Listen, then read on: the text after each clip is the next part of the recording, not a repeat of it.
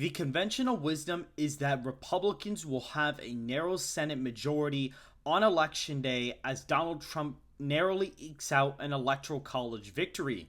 However, I'm here to tell you that Republicans may have a much larger Senate majority than most people think. Hello everyone and welcome back to another video with On Point Politics, your number one stop for all things polling and election analysis in the United States.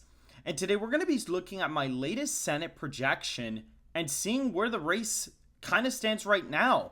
I've been updating my Senate model and I kind of found that a lot of the times the tickets on the presidential ballot and the Senate ballot don't actually vote that different from each other. Make sure to hit the like button and to subscribe if you want more content just like this. And so, looking at the safe Republican states, we have the states of Utah, Wyoming, the North Dakota, as well as both Nebraska elections. Now, what's interesting is that the main election is actually an independent candidate going against a Republican. However, the polling is pretty competitive.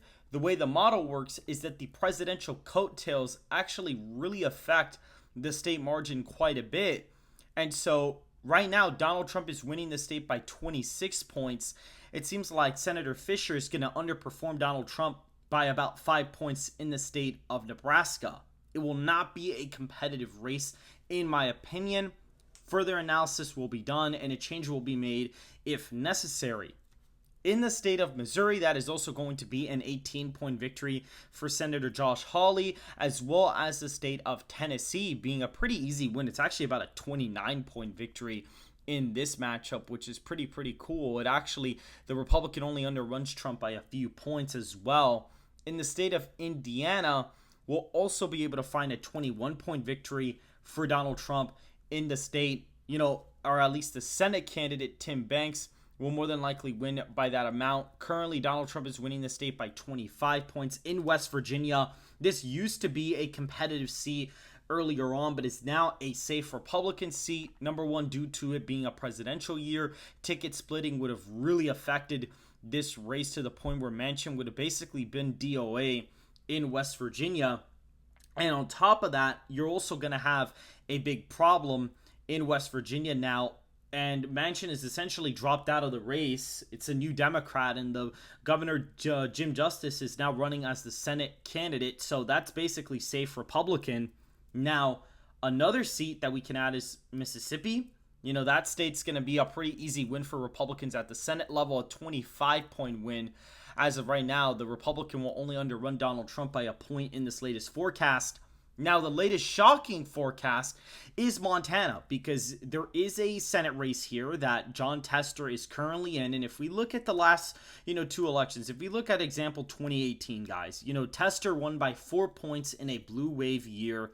And in 2012, he was able to squeak by a similar margin back when Obama was the candidate and Montana voted for Mitt Romney by way less of a margin than it is going to vote for Trump now. Partisanship was pretty low. 2006, you had a very narrow victory for Tester back then as well, and that was not a presidential year. So the last time they've had to share a ticket with a presidential candidate was back in 2012.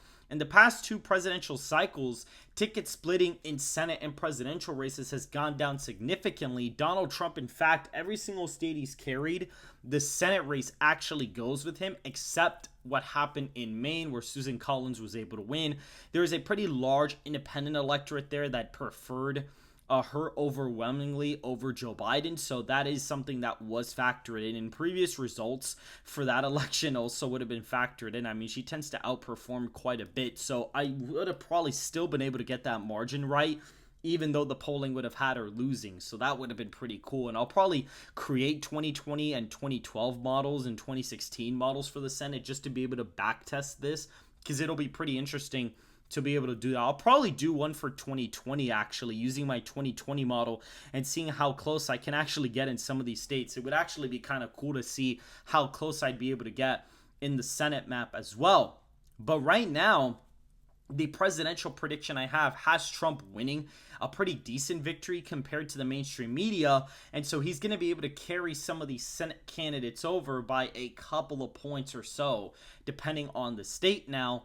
And so currently, Montana is actually safe Republican in this forecast. An 18-point win for Tim Sheehy. It is basically not even a competitive seat. Tester has essentially been trying to pander as a conservative Democrat, but it has not been working because he probably knows his internals have him down pretty bad. I mean, we've had polling that has him down 8, 9, 10 points, but this is the same polling that had Steve Daines competitive in his own Senate seat back in 2020, and he ended up winning that by 10. So, more than likely, Donald Trump is going to be able to push him over the edge in the safe Republican column and actually give him that pretty massive victory that you see right there. Now, looking at the safe Democrat states, we have California at 21 points for Adam Schiff. Steve Garvey's not going to be able to compete in that seat, as well as Hawaii. That's about a 19-point win. The Senate Democrats actually going to outrun Kamala Harris in the state there. Maryland is in the safe column. Yes, guys, Larry Hogan is not going to be competitive in that Senate race. The same way Donald Trump is helping Tim Sheehy have a pretty decent victory in Montana, Kamala Harris is also going to help also Brooks in the state as well. If this were a midterm year, then I would argue that Hogan probably may not win, but would actually have a real shot at that seat. I'd actually say that in a midterm, especially if it's like a red wave, I think he could win it in a red wave year. If it's a Trump midterm, I think that probably he maybe doesn't win it by like a couple points, maybe like 4 to 5 to 6 points. But since it is a presidential year, you're going to have a much larger discrepancy, and that's why you currently see that seat as a safe Democrat seat. Now, Massachusetts is also safe at about 25 points. Vermont is also in the safe Democrat column at about 31 points. So Senator Sanders is going to outperform Kamala Harris in the state by a pretty decent amount, actually. So that's fairly interesting as well. Now, looking at New York, that is also another safe Democrat state on the forecast here, about a 15-point win. So Gillibrand is going to outperform Kamala Harris in the state of New York. Kamala Harris is only expected to win the state by 9.5 points in my latest forecast. So that is another interesting development there as well. Looking at the likely Republican states, Ohio, Bernie Moreno is set to win by about roughly, give or take, 12 points in that Senate race. It's not going to be competitive. Donald Trump is poised to win that seat by about 16 points. And, what ends up happening is Republican candidates always catch up in the last month of polling, and the ticket splitting is never usually that bad. We can even look at 2016 as an example. Trump won the state by 8. And we saw there is no Senate seat in Ohio, actually, for either of these elections. But the whole point is, look at Iowa, right? Ernest won by 6.5. Trump won the state by 9. It's not a humongous discrepancy in the voting. Even like New Hampshire, Clinton won by 0.3. Hassan ended up winning. We can actually, this was the 2020 map. We got to go over here to look at it. We can see here, 2016, Clinton narrowly eked out the win, and so did Hassan here as well. Maggie Hassan narrowly eked out the victory in the state of New Hampshire, which actually kind of proves the point that Trump actually pushes candidates over. Even if Trump had lost the Rust Belt, he probably would have helped Johnson and Toomey still win their seats, by the way. So Clinton would have not even had a Democrat Senate, by the way. Even if she had narrowly won the Rust Belt, which is fairly fascinating. And you can even see it on the map for Pennsylvania. Looking at this, right, you can see Donald Trump did very well in rural Pennsylvania, but kind of did okay-ish in the suburban parts of Pennsylvania. But we could see Pat Toomey underperformed in rural Pennsylvania, but did significantly better in the Philadelphia and suburban parts of Pennsylvania. But that wouldn't have happened unless you had Donald Trump boosting him a little bit in some of the rural areas. If not, you could have actually had a pretty big chance that Pat Toomey probably would have ended up not winning his seat again. And so looking at that, that is why my model currently has Bernie Moreno up by 12. I mean, Donald Trump is up in the state by, we'll look at the margin here, it's about a 17-point win for Trump actually right now. So he's underperforming Trump by 5, which is actually what the polls kind of show a little bit. He's underperforming him by a lot more in the polls, but when you look at some sets, he is underperforming Trump by 8 to 9. And I don't expect that to happen. And since Donald Trump is winning the state by so much, he probably will end up basically getting a pretty decent win. Texas cruised by 13. You have these polls that have, all right up by 1. I mean, and it's from the morning compost. So you shouldn't really be paying attention to any of those polls. They're not accurate. There's a lot of undecideds in the polling.